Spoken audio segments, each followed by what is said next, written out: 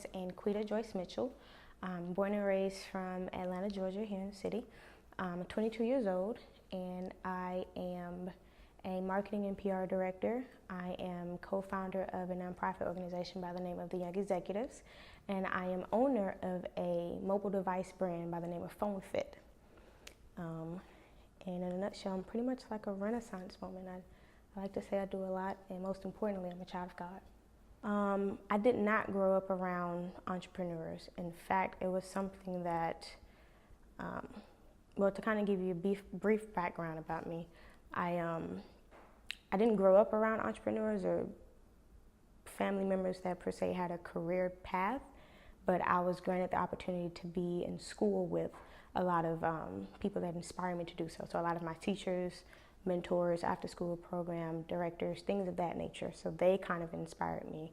And at the same time, granted, my parents and family members may have never had that opportunity to be an entrepreneur or start their own business or even go into their preferred career path. But they always verbally told me, hey, I never had that opportunity too, so we're kind of going to make sure that we allow you that opportunity to do the same. Probably lack of finances. That's something. So I grew up in a low poverty area, and I grew up in a two-parent household, which I'm very grateful of. However, neither one of my parents made an income that one would think you could survive off of.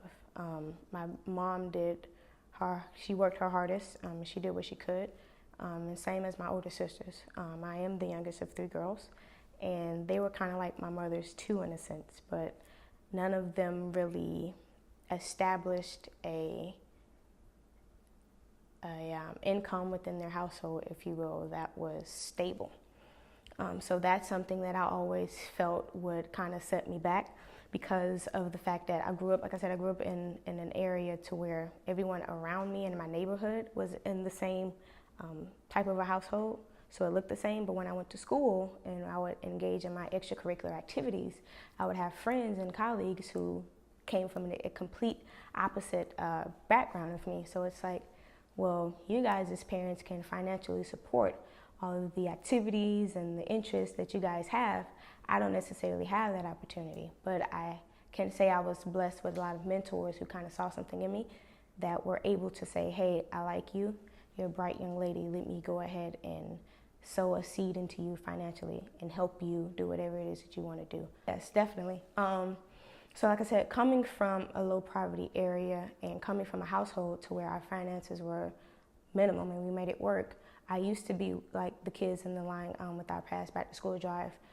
That was one of the main ways of me getting my back to school supplies or my Christmas gifts or whatever the case may be. We went to events like that, and that kind of supplemented me as a child for the things that, your average household or your parents would just get for you automatically. So that was like a regular thing for me. I was excited about those events because I knew that not only would I come home with the things that I needed, that I would have fun, and that those really brought joy to me. And looking back on it now, I think they brought joy to my mom because it kind of gave her a sense of relief to say, I can go to this event. I don't have to worry about scraping up more money to try to get something for my daughter. Like, she's good, and I was satisfied with that. Great question. So I used to fix the phones. So just to give you another brief background, it's been about 2.5 years ago now, I had a company by the name of Miss Fix-It. Service-based business, just me by myself, and I would fix phones, tablets, laptops, and computers, and sometimes like flat screen TVs. So I took that from having the experience of having a service-based business, self-ran service-based business, and realized how stressful it was. Granted, it was very lucrative, I will not lie, very lucrative, granted me a lot of opportunities. For example, I've fixed devices for local celebrities like Keisha Knight Pulliam, Andre 3000, Ludacris. So it granted me those networking opportunities, but I didn't know at the time. I was very business savvy, but I didn't know how to take that and say, hey, this is what you know. Let me find somebody else that can also learn what it is that I know and help me kind of monetize this thing even better. Because I also had to learn the hard way that it's cool to be an entrepreneur. It's cool to make money. It's cool to have a brand, but at the same time, if you're not feeding into yourself, then you aren't going to be able to give your 100% into said brand or to said job or whatever the case may be. So at that time, I wasn't feeding into myself. Everything I saw was about money. I was very, very ambitious when it came down to my income because I, at the time, was the sole breadwinner of my household. So I took some time to myself, kind of recalibrated, if you will. And I said, well, I like this industry and I learned a lot about it. And to be honest, being a female in that type of an industry, if you play your cards right, you can learn a lot. And thank God I did. And I say that to say I learned a lot of do's and don'ts. I made a ton of connections. And I learned how the top people in this industry make their money. And so I realized one of those avenues outside of fixing the phones would be through product, through the way that you protect the phone. So I also noticed a lot of times I would have my clients, they would say, well, how do I make sure this never happens again? Well, I'm like, just get a case. Mind you, not realizing in the back of my head, I know exactly where to get all of this stuff from, great quality, everything that they need. But I guess you could say I never put two and two together, if you will. So after having that time to recalibrate for myself, I realized, okay, let me get back into this industry because it is a very lucrative industry. And how do I redirect my trajectory, if you will? Great question. So I kind of give them an opportunity. So with kids of today's generation, technology is everything for them, particularly their cell phones. So for me as a child, it was very interesting for me to see how things worked behind the scenes. So if you show me this thing that I have in my hand every day on a day-to-day basis, if you're showing me how it works, how it functions, how it's manufactured, things of that sort, it kind of helps me cherish it a little bit more.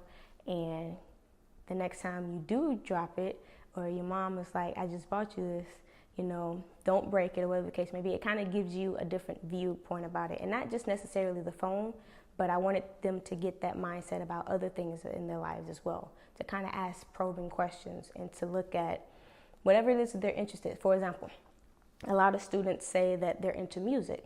They like to listen to music. That's one of their number one forms of entertainment. It's like, okay, well, what about music do you like? Do you see that as something that you want to pursue a career in? And most of them say yes. And it's like, okay, if that's something that you're truly interested in, take the time to learn more about it, learn the ins and outs about it. So I always start when I visit the schools with the phones and the insides and outs of it, but then we lead into a conversation. Okay, take your experience from today and think back at it. So initially we just started talking about phones, right? And you realize this is your phone, then you actually got a chance to see the ins and outs of it, you got to ask questions and you learned more about it. So take that same concept, if you will, and apply it every day to whatever it is that you do. So normally when I leave the schools, I normally say, with everything that you do in life, put a case on it. And I say that to say, put a protection around it. If that's something that you're passionate about, you like it, you enjoy it, or that's something that you want to do or be, then protect that at all costs. Don't let others outside of you deter your vision, deter your determination, and most importantly, deter your work ethic, because that in the long run will set to where you're going. It'll be the end goal to where you're going. So that's ultimately what I do. So it starts off as fun. They get to see what it is about the phones. They get to see the cool cases. They've seen a couple of custom cases I've done for, like, example, Jacquees. So they get that intriguing feel about it, but at the same time, I like to put a lesson at it at the end. So it'll give them something to leave with. An idea that I live by, I'd say, is treat others the way you want to be treated. The golden rule. I was taught that at a very young age. However, it didn't stick to me until I got my first job. And I credit this woman wholeheartedly for this, Kurt Beasley, my very first manager. I worked at Smoothie King my sophomore, junior, and senior year of high school. And that lady taught me everything that there is to know about, for lack of a better term, bossing up, if you will. But she most importantly taught me that no matter how big or how small your position may be, and vice versa, no matter how big or how small the position of those that you're interacting with may be, treat others the way that you want to be treated, period. To aspiring entrepreneurs out there, or seasonal entrepreneurs, just to stay focused and to know that I know a lot of people have recently, I've had conversations to where people would say, I'm working hard and I'm doing this, I'm doing that, I'm doing everything right, but it just seems like, my time isn't coming. Don't let that self-doubt deter you from continuing to push on.